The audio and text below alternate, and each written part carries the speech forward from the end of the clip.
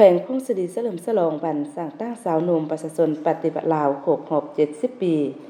พิธีเฉลิมฉลองวันสร้างตั้งสาวหนุ่มประชาชนปฏิบัติลาวครบรอบ70 ปีวันที่14 เมษายน 1955 54 เมษายน 2025 นี้อยู่แขวงพงศดีได้จัดขึ้นในตอนเช้าของวันที่ 8 เมษายน 2025 ที่ห้องประชุมชั้น 5 สำนักงานปกครองแขวงโดยการเป็นประธานและปาฐกถาวันดังกล่าวของท่านคำเล็กใจอีสานกรรมการประจำพรรคแขวงของเจ้าแขวงเข้าร่วมนิทานหุ่มพันธ์จันทลาเลขาคณะบริหารงานสาวหนุ่มแขวงพงศดีวิบรรณาคณะบริหารงานสาวหนุ่มแขวงเลขาหน่วยและสมาชิกสาวหนุ่มจากแผนกการองค์การและเมืองเข้าร่วมในพิธีได้รับฟังการเล่ามุนเสือของสาวหนุ่มประชาชนปฏิบัติลาวซึ่งประวัติศาสตร์สาวหนุ่มลาวบ่ว่าศาสตร์ใดเวลาใดก็ตามสาวหนุ่มแม่นมีบทบาทสำคัญในขบวนการต่อสู้ขบวนการพัฒนาขบวนการต่อสู้เพื่อปกปักรักษาและสร้างสรรค์บ้านเมืองสาวหนุ่มจำนวนบ่น้อยได้เสียสละชีวิตเพื่อปกปักรักษาเอกราชและผืนแผ่นดินอันแสนหักของตนใบบรรพบุรุษที่ลือชื่อเช่นขุนบุโรมเจ้าฟางุมเจ้าสุริยาวงศา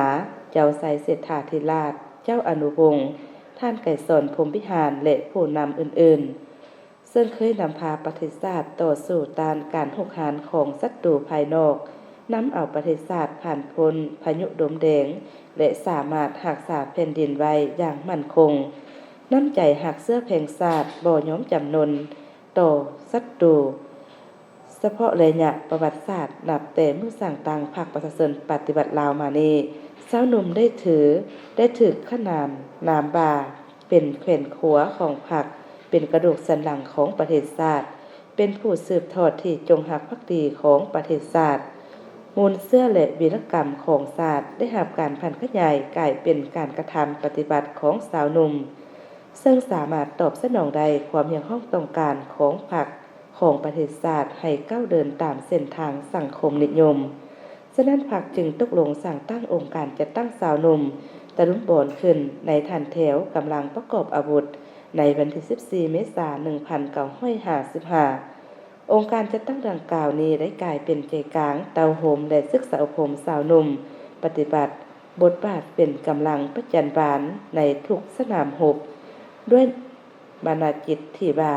ย้อมตายดีกว่าเสียเอกราชเด็ดขาดบ่ยอมให้ประเทศชาติถูกตัดแบ่ง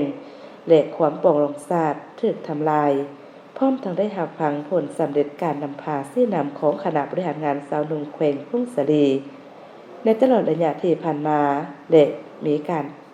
ถามตอบความรู้เกี่ยวกับมูลเสื้อของสาวหนุ่มทั้งนี้ก็เพื่อให้ผู้เข้าร่วมรับรู้ได้ถึงมูลเสื้อของสาวหนุ่มแต่ละรุ่นในการต่อสู้เพื่อปลดปล่อยชาติเข้าถึงแหล่งข้อมูลเสื้อของสาวหนุ่มในแต่ละหุ่นติดพันกับ2หน้าที่ยุทธศาสตร์ของพรรคในการปกปักรักษาและสร้างสรรค์พัฒนาประเทศชาติในระบอบใหม่และบทเรียนในการสืบทอดเสริมขยายมูลเสื้ออันดีงามดังกล่าวให้นับมือหลายขึ้นและกว้างขวางถึงทองในพิธียังได้มอบเหรียญสาวหนุ่มตะลุมบอนให้แก่บุคคลของแขวงพงศดีจำนวน35ท่าน